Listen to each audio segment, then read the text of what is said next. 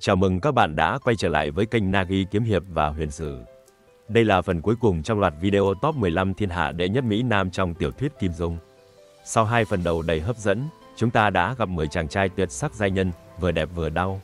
Nhưng chặng đường này vẫn chưa kết thúc, phần 3 sẽ hé lộ 5 cái tên cuối cùng, bao gồm những nhân vật có nhan sắc như tượng ngọc, khí chất như thần tiên, nhưng lại phải chịu những số phận đầy bất công.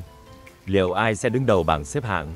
Hãy cùng chúng tôi khám phá để khép lại hành trình tuyệt vời này nhé. Dương Tiêu, ỷ Thiên Đồ Long Ký. Dương Tiêu, quang minh tả sứ lừng danh của Minh giáo, là một trong những nhân vật vừa tài năng vừa phong độ trong ỷ Thiên Đồ Long Ký.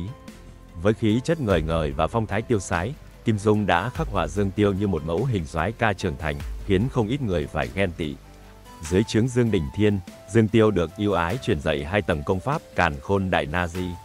Một trong những tuyệt kỹ trấn giáo, võ công cao cường là thế, nhưng điều khiến Dương Tiêu nổi bật hơn cả chính là ngoại hình anh tuấn và phong thái tiêu diêu. Dù đã có vậy, nhưng vẻ đẹp trai của Dương Tiêu không hề bị phai nhạt, trái lại còn mang thêm sự từng trải, chín chắn khiến người khác khó lòng cưỡng lại. Nếu đem so với Ân Lê Đình, chàng trai trẻ tuổi nhưng còn ngây thơ, đôi khi như một cậu thiếu niên lớn xác, thì Dương Tiêu hoàn toàn vượt trội. Đàn bà, từ thiếu nữ đến phụ nữ trưởng thành, đều say đắm phong độ của y. Một ví dụ điển hình chính là Kỷ Hiểu Phù, người từng đổ gục trước sự quyến rũ của Dương Tiêu dù trong một tình huống chẳng mấy dễ chịu.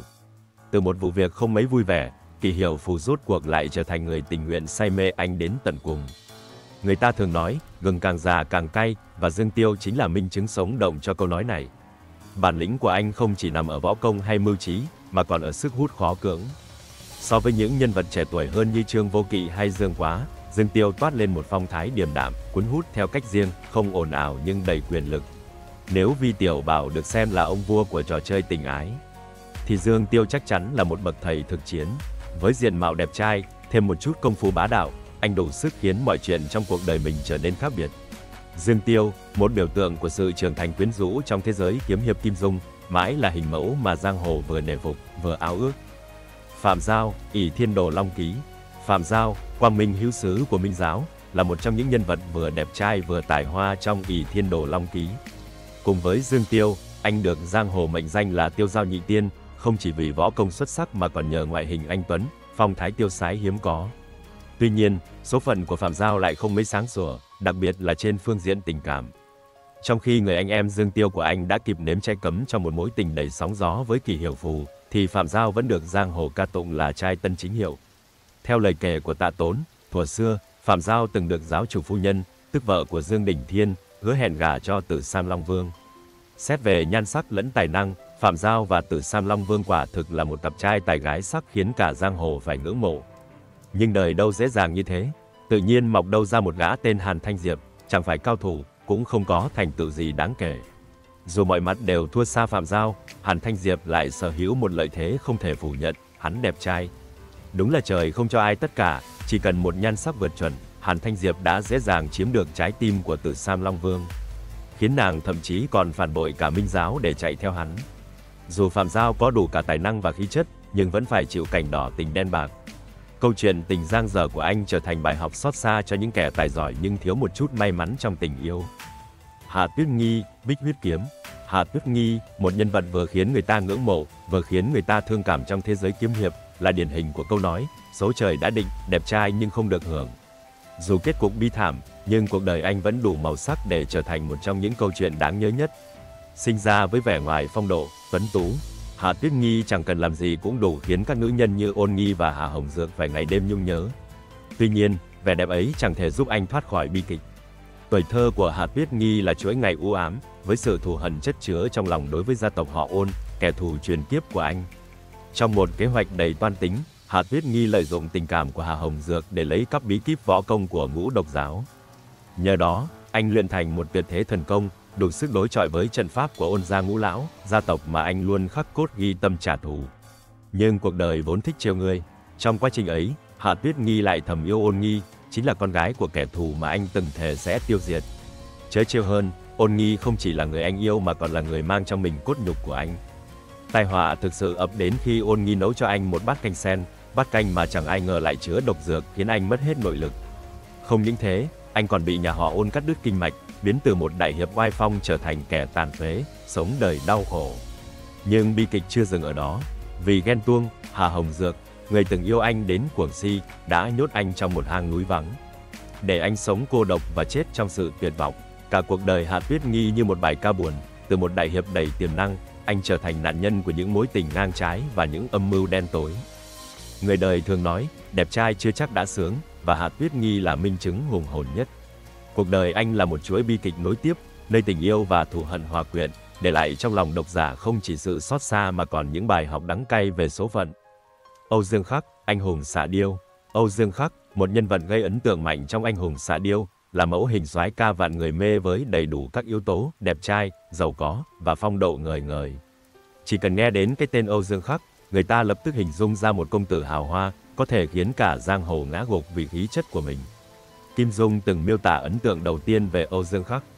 Chỉ thấy người ấy y phục toàn thân màu trắng, áo nhẹ đai lỏng, thân thái vô cùng tiêu sái. Vóc dáng của Âu Dương Khắc không chỉ phong nhã, mà ánh mắt xếch đầy thần thái cùng diện mạo tuấn tú càng làm tăng thêm khí thế bức người. Với phục sức đẳng cấp và phong cách quý phái, anh nghiễm nhiên trở thành biểu tượng của một vương tôn phú quý giữa giang hồ đầy gió bụi.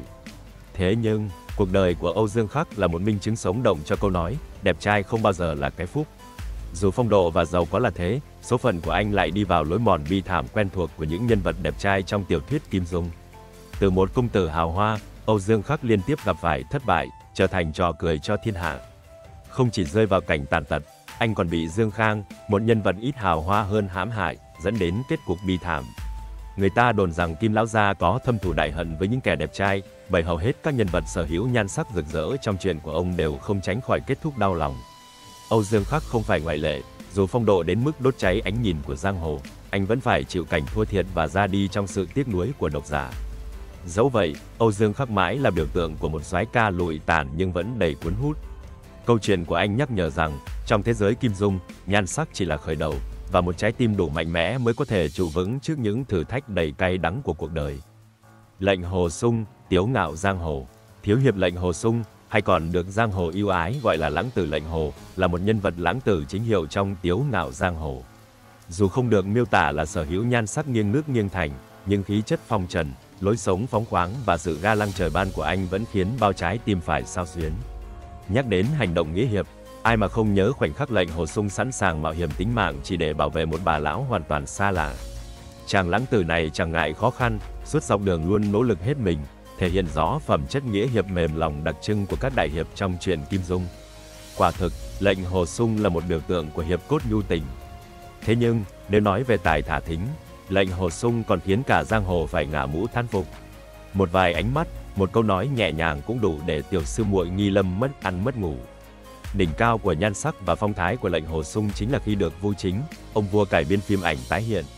Ở đó, Lệnh Hồ Sung được nâng cấp thành một soái ca hoàn mỹ, đẹp trai, phong thái hào hoa đến mức ngay cả Đông Phương Bất Bại, nhân vật vốn nổi tiếng mạnh mẽ và kiêu ngạo cũng phải siêu lòng.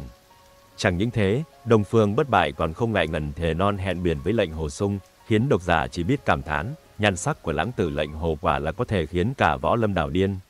Đọc đến đây, bạn chắc chắn sẽ nghĩ, Lệnh Hồ Sung không chỉ là một lãng tử hào hiệp mà còn là sát thủ trái tim đúng nghĩa. Với vẻ phong trần, tài thả thính đỉnh cao và tấm lòng nghĩa hiệp, hỏi sao giang hồ không dậy sóng vì anh. Vậy là hành trình khám phá top 15 thiên hạ đệ nhất Mỹ Nam trong tiểu thuyết Kim Dung đã khép lại. Dù là nhân vật chính hay phụ, mỗi Mỹ Nam đều mang đến những câu chuyện đáng nhớ, từ bi kịch đến hào quang. Hy vọng rằng video này đã giúp bạn nhìn lại những ký ức đẹp về thế giới võ hiệp Kim Dung. Nếu bạn yêu thích nội dung này, hãy nhấn like, đăng ký kênh và chia sẻ với bạn bè để chúng ta cùng lan tỏa tình yêu kiếm hiệp. Xin cảm ơn và hẹn gặp lại các bạn ở những video thú vị tiếp theo trên kênh Nagi Kiếm Hiệp và Huyền Sử.